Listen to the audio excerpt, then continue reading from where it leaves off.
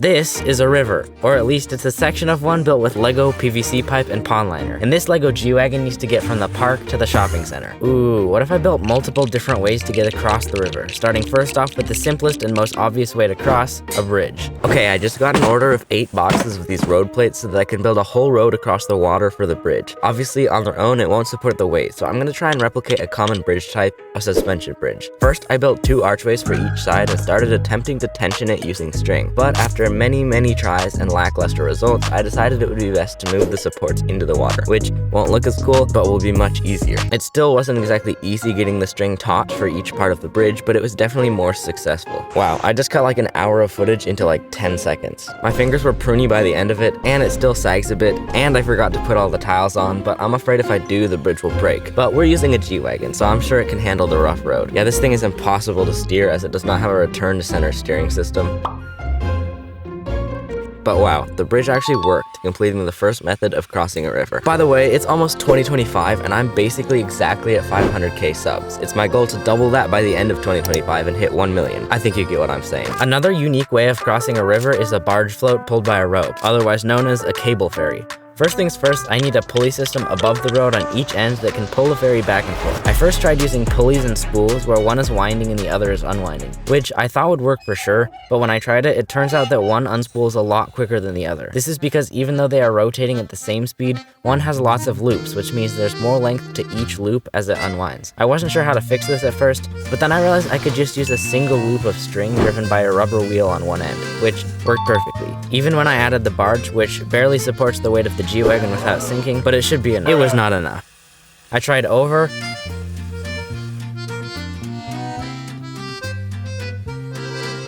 and over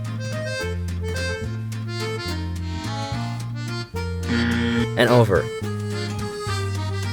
But every attempt ended in some variation of the same few problems. I tried stabilizing the beams holding the rope to the barge by adding strings. I tried extending the length of the barge. I even added a third boat hill, which still didn't really help. Eventually, I even got the barge to cross the river with the car on top, but dismounting never worked. Thankfully, the G-Wagon never got super wet, but eventually I gave up on the small boat holes and switched briefly to using these big Lego tires, which almost worked better, before trying my luck with this large boat hull, which only required a bit of changing to the design in order to make it functional. Okay, awesome. The way that lines up is perfect for the G-Wagon to drive straight on and on.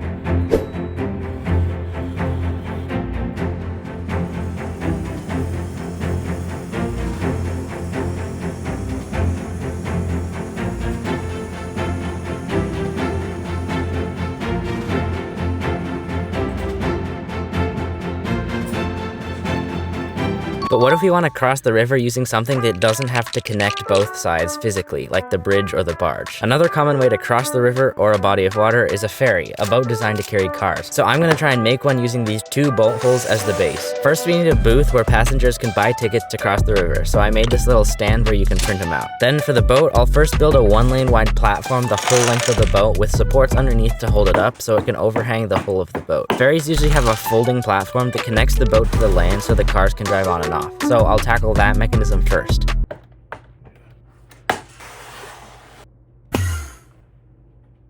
Okay, let's put it in the water and test what we have so far. Nice, it floats. I'll add these small motors to each gate, and now we can focus on making the boat actually move. I was going to use this hole in the bottom to add the motors, but it makes more sense to have them out one end so it can just push and pull the boat. So I built a Technic assembly that can hold the propellers at an angle in the water.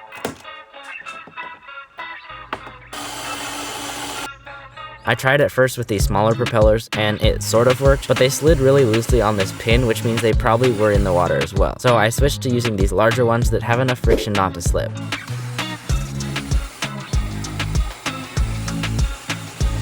I also tested the on and off driving platforms, and okay, so I'm gonna have to change this. When I try and control that, it's way too fast. Yeah, that's simply not going to work. But thankfully, I own these 2 worm gear housing that always seem to come in handy. So I attached them to the slide using a gear chain, which was not the move. So I moved the motors down, which removed any need for extra gears, and now it moves at the perfect speed. It wouldn't be complete though without some design details, so I kept it simple by adding this bright orange stripe along the sides, these slopes at the end, and some white pillars at the bottom which look like supports. Okay, but that was all said and not done. And so now comes the much trickier part of the equation, testing to see if it actually works.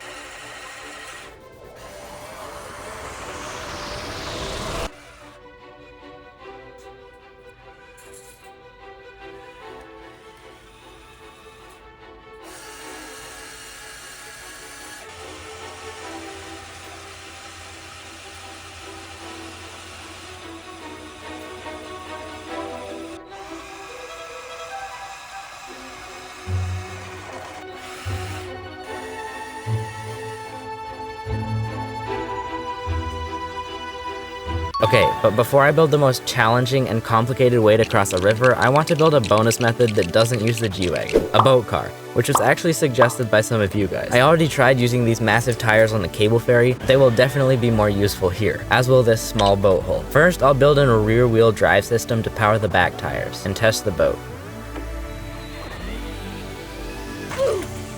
Yeah, so not adding ramps was probably not the move, but even though the electronics got wet, they still seem to be doing fine, so I'll just roll with it. The second time was a little less wet, but not adding a way to steer was definitely an undersight on my part. Not that that mattered though, because even if I guided the boat towards the ramp to exit the water, it didn't have enough power to push itself out, which makes total sense. This was supposed to be a quick bonus round, but now that I've started, I can't let it get the best of me, which means adding a 4-wheel drive for the boat car, as well as a rudder, which will hopefully steer it in the water. Just don't ask how it changes directions on land. I also made many attempts with different ramps out of the water, like a 2-step design, which didn't help, and no ramp at all, which obviously didn't render any better results, which means if the 4-wheel drive with a rudder setup doesn't work, I'm not sure what to do. Okay, well, the steering is completely useless, I'm assuming because there's no propeller pushing water directly into the rudder, and the whole assembly basically exploded when shifting from the water to the land, so I think I might need to do a few more upgrades. Firstly, 4-wheel drive is great, but to get the ability to steer in the water and on land as well, I'm gonna shift to front-wheel drive with 2 separate motors, each responsible for driving 1 wheel,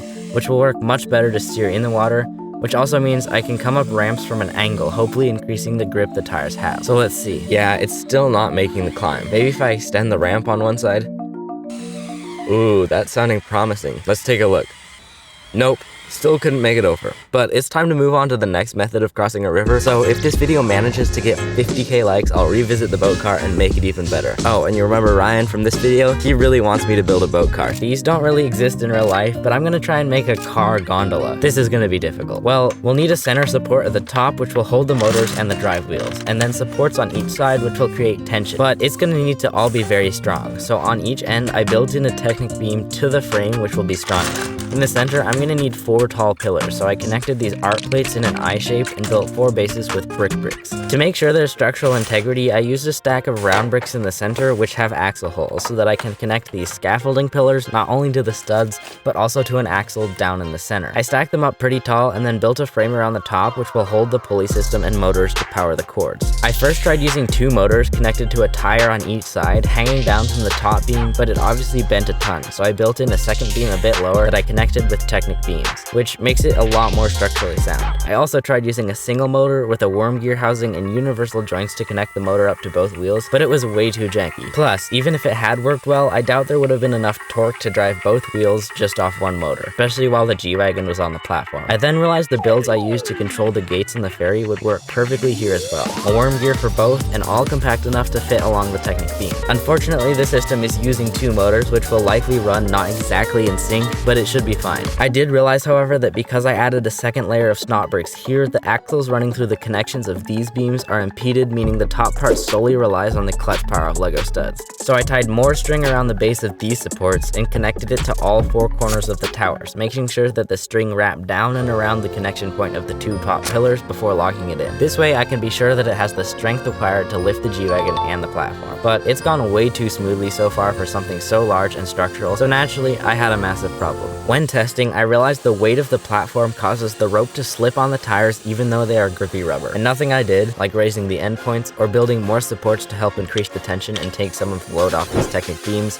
worked, which left me with one option. Okay, so the rope is a no-go and I really don't think I have enough, but I'm gonna try and find all the chain I possibly can and switch to using gears and chain link. And somehow I actually managed to find enough. Not all the same color, but it gets the job done. And thankfully, after switching all the wheels for gears, it actually works. It even managed to climb to the very top and over the gear. Like I feared though, one motor is slightly faster than the other, or it could be a difference in the amount of chains, but I'm not gonna count, so it'll just have to do. Okay, but in order for this to be considered working, it still needs to support the weight of the G-Wagon, so I tested it with a very cautious hand waiting underneath just in case it snapped, or fell, which happened right at the very top. But I fixed the spacing problem and got it over successfully, which leaves just one final problem: loading and unloading the car onto the platform. I settled for a platform underneath that can hold it up while the car gets on, and is also smooth enough that the platform can slide across it once the car is on. Okay, and after all that work, let's see if it actually ferries the car across the river.